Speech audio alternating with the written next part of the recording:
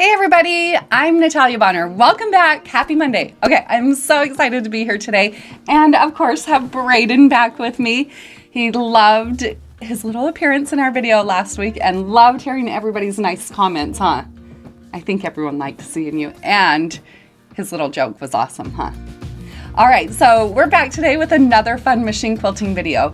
I've been teasing you guys and telling you a little bit about 2022. It's going to be such a fun year.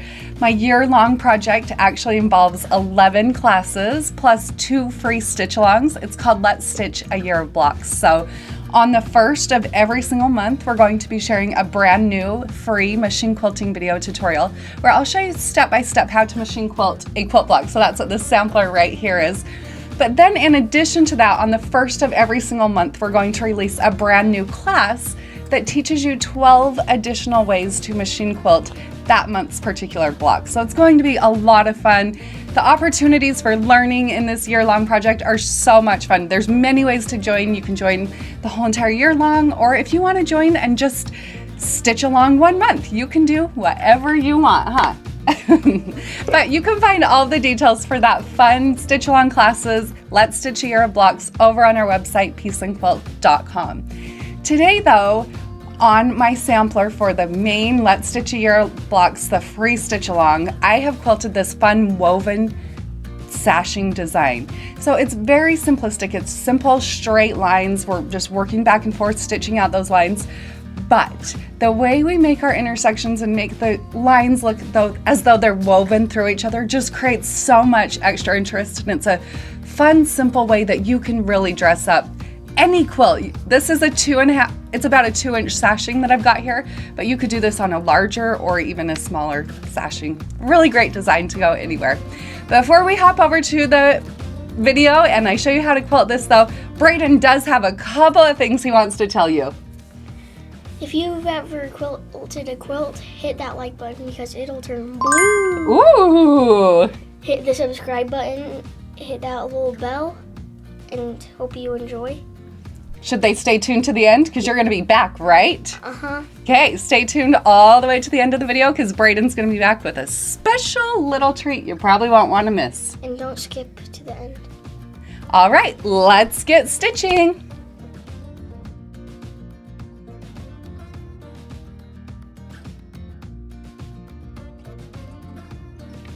So to start out on this fun design, I want you to take a close look at the sashing on this quilt. It's pretty simple. It's straight lines that are evenly spaced 1/2 inch apart. I love machine quilting straight lines like this. I love the look that they give a quilt. But what I really want you to look at here is how I've made those straight lines look like they are woven over each other. So look really closely. Right there, right above the churn dash block, you'll see that towards the top of it, it looks like my straight lines are crossing right over. But if you look towards the right side of that block, it looks like that same row of straight lines is crossing under. I love doing this on a quilt. So to start out with, I'll lay the quilt out and I am going to mark using a blue Marked Be Gone marker, straight lines, showing myself, giving myself reference points as to how I'm going to make this border design look woven.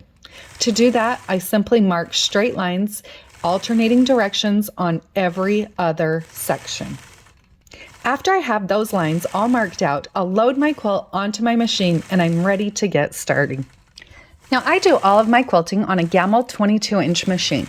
Because I am working on a long arm machine, I like to start on the left side of the quilt and start as far down as my throat space will allow me and work left to right across my quilt. So what you can see here is I'm working on the first sashing that's between my first 2 blocks.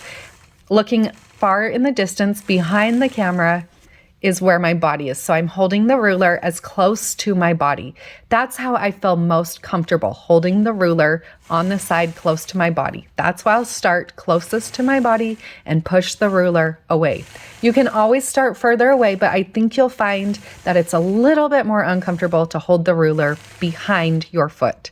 So as I'm stitching these lines, you can see that I travel up my ditch, 1/2 inch. I'll travel up 1/2 inch and then line that first marked line on my 4-in-1 machine quilting ruler on top of my previous stitch line, stitch a straight line, and then continue that process, working my way all the way across. Now remember, I have gone through and marked those reference points, so I know that I can start as far down either as the sashing or further down the block design. So if you look real closely, you can see that my first lines did go through my sashing. So that was the first part of the weave.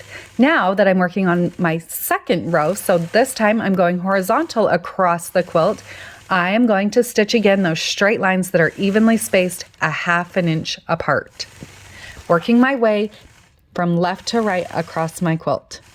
As I reach this next corner, you can see that my lines here do go right through. So I'm going to stitch right up to those lines. I'll stitch across that stitch line. This is how I'm creating that weave.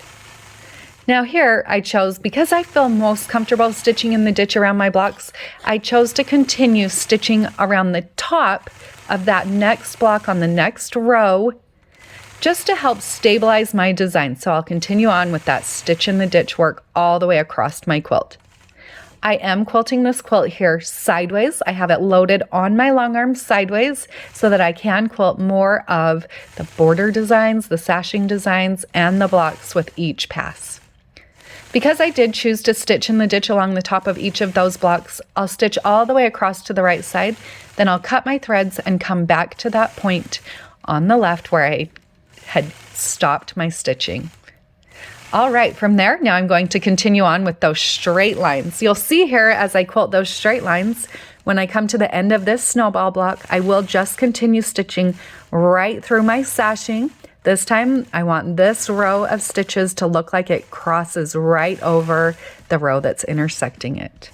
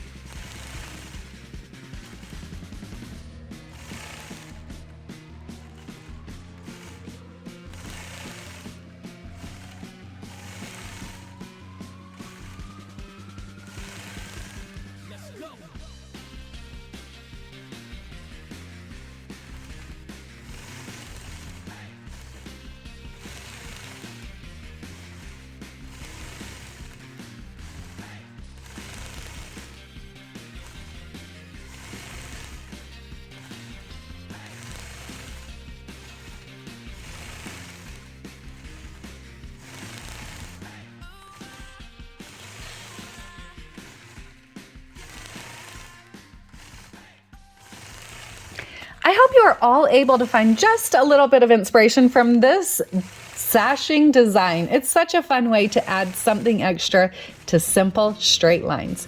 If you haven't yet, make sure you do check out my brand new online classes and stitch alongs all through 2022. Let's stitch a year of quilt blocks. We've got 11 new classes and 2 free stitch alongs. Find all the details for these over on our website, peaceandquilt.com.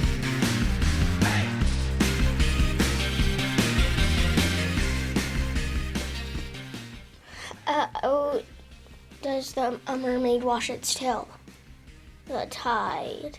Oh, did you get that? How does a mermaid wash its tail? The tide. Have a great day.